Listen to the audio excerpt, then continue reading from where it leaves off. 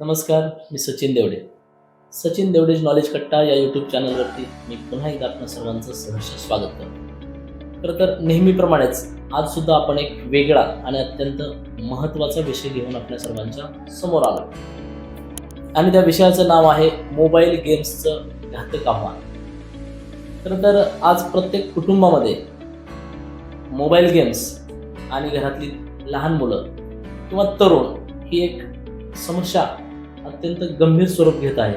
आणि या विषयावर बोलणं, या विषयामध्ये आपण उहापोह करणं किंवा मोबाईल गेमच्या आहारी मुलं का जातात, त्याच्या पाठीमागे शास्त्रीय कारण काय आहे, त्याच्यामधून त्यांना मिळतं काय, त्याचे दुष्परिणाम काय होतील आणि ह्या गोष्टी जर आता थांबल्या नाहीत तर या मुलांचं भविष्य काय असेल हेच सांगणारा हा व्हिडिओ आहे. व्हिडिओ छोटा आहे, आपण सर्वांनी हा व्हिडिओ शेवटपर्यंत पाहावा ही मी सर्वांना विनंती करतो.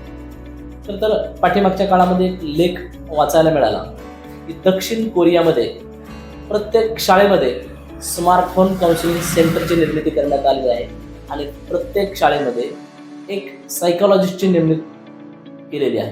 तर याचं कारण काय, तर तिथले शाळकरी विद्यार्थी, तिथले तरुण मोबाईलच्या स्मार्टफोनच्या इतक्या आहारी गेलेले आहेत की प्रत्येक शाळेमध्ये स्मार्टफोन काउन्सिलिंग सेंटर उभा करावं लागलं. कारण त्या देशाला, तिथल्या सरकारला किंवा प्रत्येक शाळेला मुलांच्या भवितव्याबद्दल अत्यंत चिंता वाटू लागली आणि म्हणून त्या सरकारनं हा निर्णय घेतला की प्रत्येक शाळेमध्ये स्मार्टफोन काउन्सिलिंग सेंटर आणि प्रत्येक सेंटरवरती एक सायकॉलॉजिस्टची नेमणूक करावी लागली. आता हे झालं दक्षिण कोरियाचं. मित्रांनो, आपल्या भारताची परिस्थितीसुद्धा येणाऱ्या काळामध्ये यापेक्षा काही वेगळी असणार नाही. जर आपण आत्ताच याच्यामध्ये जर काही पाऊल उचललं नाही किंवा आपण यावरती आत्ताच उपाययोजना केल्या नाहीत तर ही परिस्थिती भारतात यायला काही वेळ लागणार नाही. मला सांगायचं हेच आहे की मोबाईल गेम्समुळं मुलांचे आयुष्य उद्ध्वस्त होत चाललेले आहे. पण याचं कारण काय, नेमकं मुलं काय या गोष्टीच्या आहारी जात असतात, या सगळ्या गोष्टी आपण पाहणार आहोत. आता मागच्या काही महिन्यामध्येच ठाणे परिसरामधली एक बातमी आपल्याला पाहायला मिळाली असेल किंवा ऐकायला मिळालेली असेल की एक मुलगा घरामध्ये मोबाईल गेम्स खेळत होता, त्याची आई स्वयंपाक करत होती. शाळेची वेळ जवळ येत चालली होती. ती आई मुलाला सांगत होती की बाळा, तू मोबाईल बाजूला ठेव, जेवण कर, तुझा राहिलेला अभ्यास पूर्ण कर आणि तुला शाळेत जायचं आहे. परंतु तो मुलगा त्या मोबाईलच्या इतका गुंतून गेला होता, इतका गुंग झाला होता की आईच्या बोलण्याकडे त्याचं अजिबात लक्ष नव्हतं. आणि मग रागात आईनं त्या मुलाच्या हातातला मोबाईल हिसकावून घेतला. त्या गोष्टीचा त्या मुलाला इतका राग आला की त्या मुलानं विषारी औषध पिऊन आत्महत्या केली. आता याच्या पाठीमागे शास्त्रीय कारण काय, या खेळामध्ये किंवा या मोबाईल गेम्समध्ये मुलं एवढ्या टोकाला का जातात किंवा मोबाईल गेम्समधून असं काय मिळतं, तर त्याचं शास्त्रीय कारण आहे की मोबाईल गेम्समधून मुलांना आनंद मिळतो.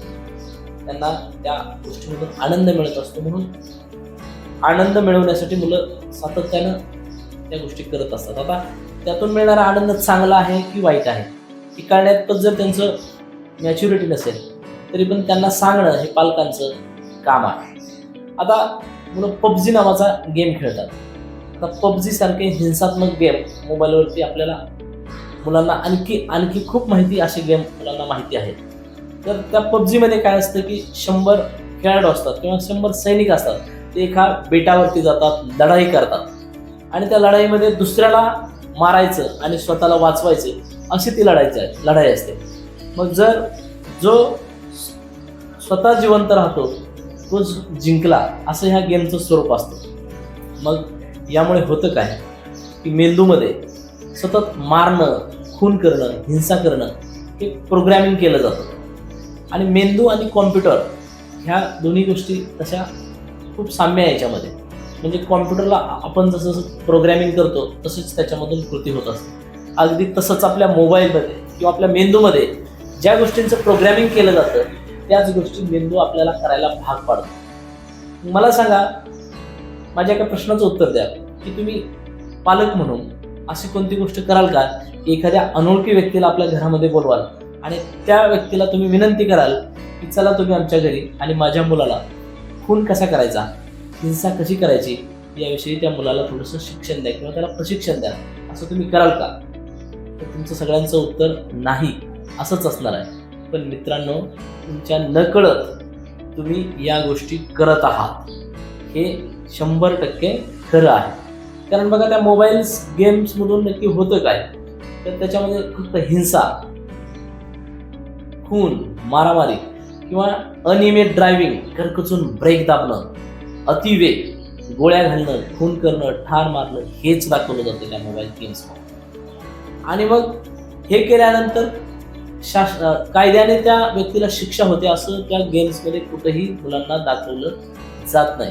मुलं एवढी त्याच्यामध्ये गुंतून जातात की एखादी व्यक्ती जर मृत्यू पावली तर त्याचं कारण खून किंवा हिंसा हेच त्या मुलाला माहिती असतं की एखादी व्यक्ती नैसर्गिकपणेही त्याचा मृत्यू होऊ शकतो, हे मुलांच्या लक्षात सुद्धा येत नाही.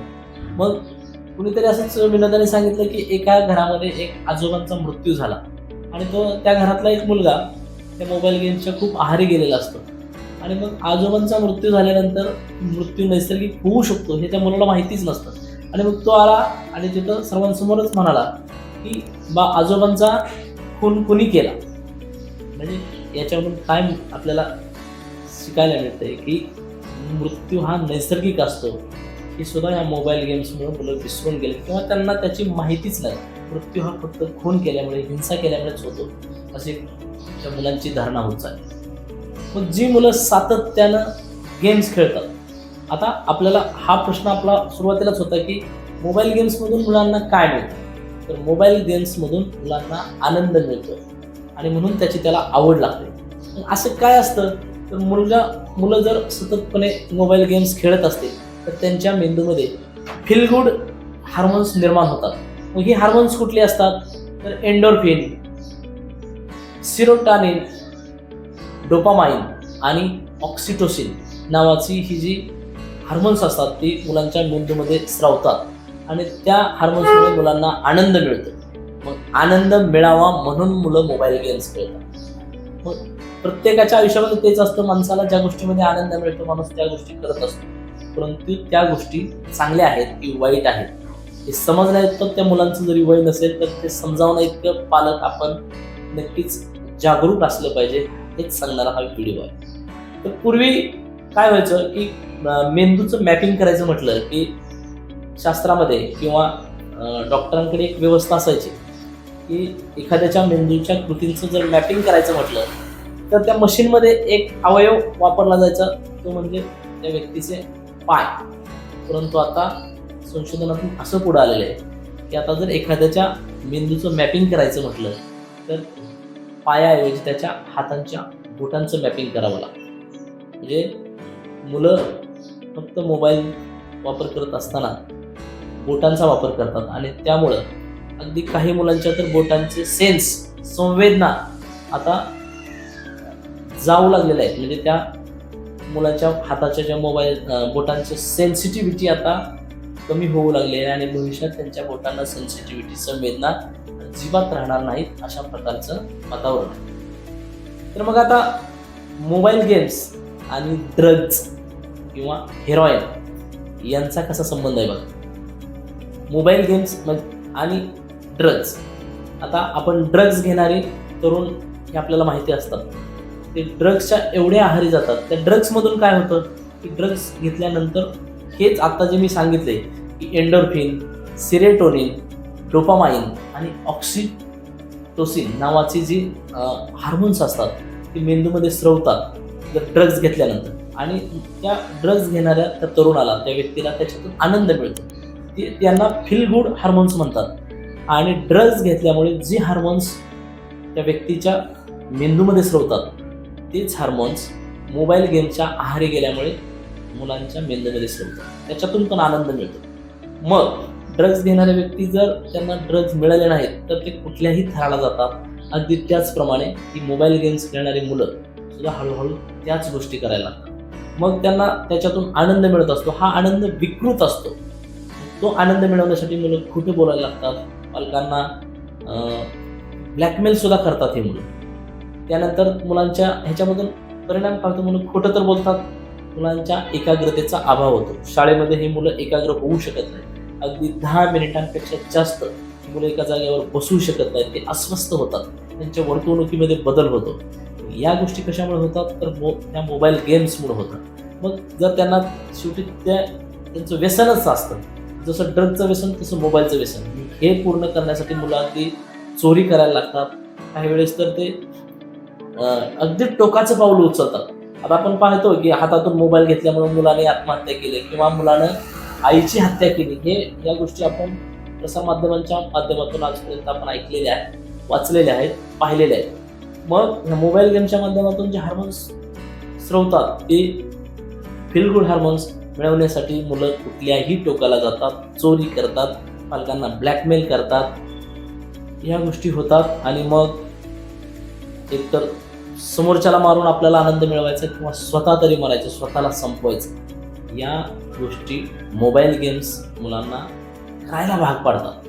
म्हणून आपण जर पालक असाल तर मला आपल्याला हात जोडून विनंती करायची की आपल्या मुलांना मोबाईल अजिबात देऊ नका. मोबाईल गेम जर मुलं खेळत असतील तर त्यांच्या मेंदूमध्ये ही फील गुड हार्मोन्स स्रवायला सुरुवात झालेली असते आणि ते भविष्यात अशी परिस्थिती होते की त्यासाठी मुलं कुठल्याही थराला जाणार आहेत, खोटं बोलणार, चोरी करणार, काही करणार. अगदी काही मुलं तर आता सध्या सुद्धा असे आहेत की पालक मोबाईल देत नाहीत म्हणून पालक झोपल्यानंतर रात्री 12-1 वाजता त्यांचा मोबाईल घेतात आणि रात्रभर त्या मोबाईलवरती गेम खेळत असतात. एक गोष्ट बऱ्याच पालकांना सुद्धा माहिती नसते की आपली मुलं रात्रभर मोबाईल पाहतात आणि मग अशी मुलं दुसऱ्या दिवशी शाळेत गेल्यानंतर त्यांची काय मानसिकता राहणार आहे शिकण्याची, किंवा त्यांना समोर त्यांचं कॉन्सन्ट्रेशन, त्यांची एकाग्रता अजिबात ती टिकवू शकत नाही आणि त्याच्यातून हिंसा, खून करणं, मारामारी करणं याच गोष्टी मुलं करू शकतात. खरं तर मुलांचं संपूर्ण आयुष्य वाया जातंय का, ही भीती नजीकच्या काळामध्ये निर्माण होणार आहे आणि आजही तशीच परिस्थिती आहे. हा झाला कृत्रिम आनंद. मग मुलांनी आनंद मिळवायचा कसा हे सुद्धा पालक म्हणून आपल्याला जाणून घ्यावं लागेल. तर अभ्यास, मैदानी खेळ असतील किंवा निसर्गामध्ये भटकणं याच्यामधून पण आनंद मिळतो. आपले नातेवाईक आहे त्यांच्याशी गप्पा मारणं, आपल्या मित्रांबरोबर मैदानावरती खेळणं, घाम येईपर्यंत खेळणं, हेच आता इथून पुढे खूप महत्त्वाचं आहे. तरच मुलांच्या व्यक्तिमत्वाचा विकास होऊ शकतो. मग आता शेवटी जाता जाता एकच प्रश्न आहे की मुलं मोबाईल गेम्सच्या आहारी जात आहेत. मोबाईल गेम्स खूप घातक आहेत. ड्रग्ज आणि मोबाईल गेम्स याचे दुष्परिणाम सेम आहेत. मग एक जाता जाता शेवटचा प्रश्न, या सगळ्या गोष्टीचं मूळ हे संस्कारात आहे का? खरं तर हा वादाचा मुद्दा आहे, हा वादाचा प्रश्न आहे. परंतु या सगळ्या गोष्टीचं मूळ हे नक्कीच संस्कारात आहे. या घरामध्ये मुलांना अगदी सहजपणे मोबाईल उपलब्ध करून दिला जातो किंवा ते रडतंय, अभ्यास करत नाही, ते जेवत नाही म्हणून त्यांना मोबाईल दिला जातो. म्हणजे तुम्ही जर एकदा त्याला सवय लागली तर ह्या गोष्टी पुढं खूप गंभीर स्वरूप घेत असतात. म्हणून पालकांना एक नम्रतेचे हात जोडून विनंती आहे की सुरुवातीला आपण स्वतःलाच आवर घेतला पाहिजे की मी घरात आल्यानंतर स्मार्टफोन बाजूला ठेवून मी माझ्या मुलांशी बोलेल, त्यांच्याशी गप्पा मारेल, त्यांचा अभ्यास काय चालला आहे या सगळ्या गोष्टींकडे मी लक्ष देईन. आणि हेच खरं तर खूप महत्त्वाची गोष्ट आहे. म्हणून आपण म्हणतो की लहान मुलं ही अनुकरण प्रिय असतात. म्हणून जर पालक घरी आल्यानंतर, दिवसभर ठीक आहे पालकांना काम असतं, घरी आल्यानंतर फ्रेश झाल्यानंतर ते पुन्हा मोबाईलच घेऊन बसतात विरंगुळा म्हणून. पण विरंगुळा म्हणून तुम्ही तुमच्या मुलांशी बोला, त्यांचं दिवसभरामध्ये शाळेमध्ये काय अभ्यास झाला याच्यावर त्यांच्याशी चर्चा करा. त्याला कोणत्या गोष्टी आवडतात, मुलांबरोबर बाहेर फिरायला गेलं पाहिजे, त्यांना मैदानावरती घेऊन गेलं पाहिजे. पालकांची जबाबदारी आहे. त्यामुळे सर्वांना पुन्हा एकदा नम्रतेची विनंती करेन की मोबाईल गेम्स या ड्रग्ज इतक्याच घातक आहेत. त्यामुळे आपल्या मुलांना मोबाईल द्यायचा की नाही, आता हे सर्वस्वी जबाबदारी पालकांची आहे. धन्यवाद.